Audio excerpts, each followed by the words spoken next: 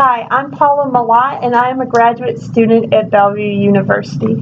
I'm here to talk to you today about my paper, Russia, Deterrence Beyond Mutually Assured Destruction. In my paper, I discuss the old Cold War deterrence policy of mutually assured destruction predicated on if the two nuclear powers went to war, the world was going to be destroyed. Neither party wanted to go to war and destroy the earth, and so they were able to work through their ideological differences and find common ground within which to maintain a balance of power between the two global superpowers. This all ended when the Soviet Union collapsed and the Cold War ended. At that point, the U.S. became the sole superpower, and Russia went through a decade where they were in political and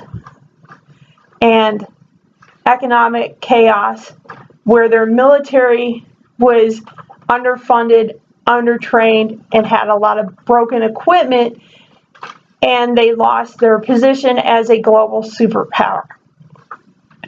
This changed when Mr. Putin was first elected president in 2000, and he started on a concerted campaign to rebuild Russia's economy, military, and political standing in the international community.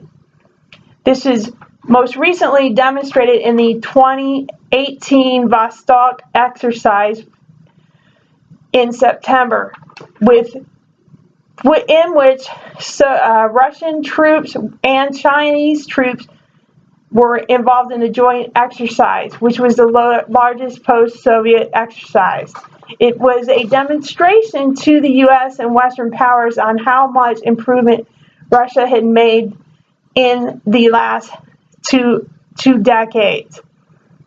Russia also was demonstrating how their doctrine has changed since it was released in 2014, where they now combine conventional nuclear military forces with the non-military methods of political, economic, and information measures to attain its goals.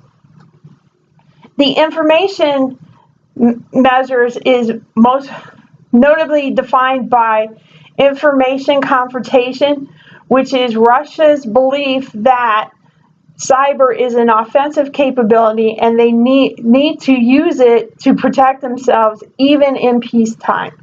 They have launched multiple notable cyber attacks that demonstrate this policy. Most notably, the grid attacks in the Ukraine that took down the power grids in December 2015 and 2016. This obviously happened shortly after they invaded the Crimean Peninsula. Again, another area where Russia was trying to extend its reach and show the world that it is a global nuclear power. By contrast, U.S. policy is also become more aggressive with its withdrawal from the Anti-Ballistic Missile Treaty and its decision to place first strike as part of its nuclear capability. Instead of waiting for an attack, they will launch if they believe they are threatened.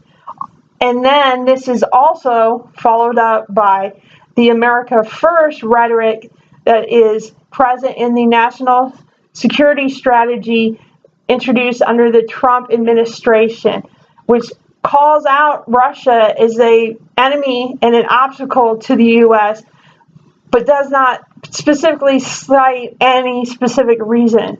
The area specifically where Russia is ahead of the U.S. is in cyber, and yet the U.S. and even NATO still considers it a defensive capability. Additionally, NATO's deterrence policy has not been updated since 2012 and is still heavily involved in mutually assured destruction. NATO needs to update its policy, especially as they have got to wake up to reality that the U.S. is unwilling to be such a heavy contributor to the policy. How does the U.S.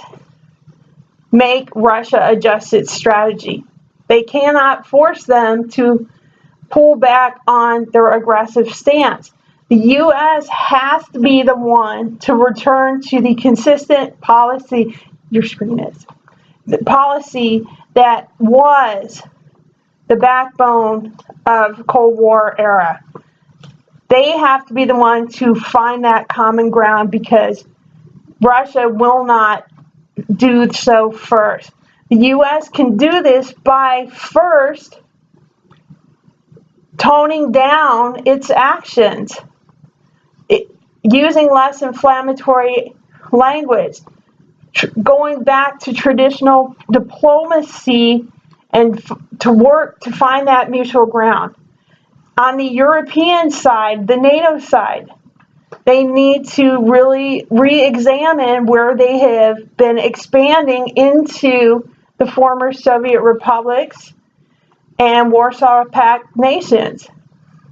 The Aegis anti-ballistic missile system that has been deployed in Poland and Romania,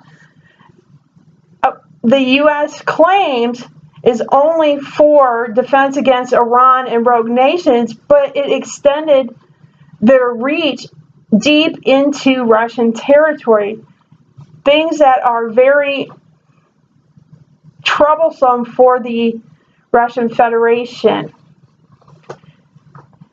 They should re-examine if they really do need their missiles that close to Russia.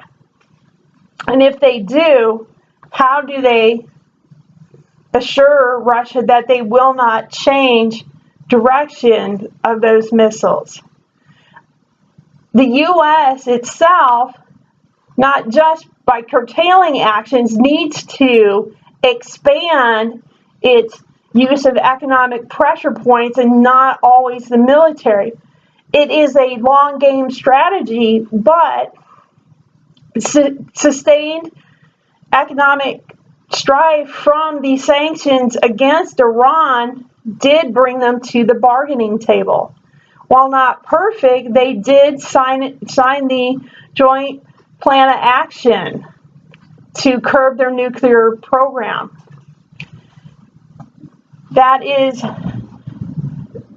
It is a effective tool they could use again against Russia to try and get them to come back to the negotiating table. Additionally, they can work with NATO and help them modernize the policy and bring them more in line with the conventional weapons that have become more proliferated and more preferred by Russia and the United States. Europe itself needs to look at having a deterrence policy separate from NATO, because not all NATO countries are in the EU, and there are a lot more EU member nations than there are NATO nations. There's still a lot of work that needs to be done, but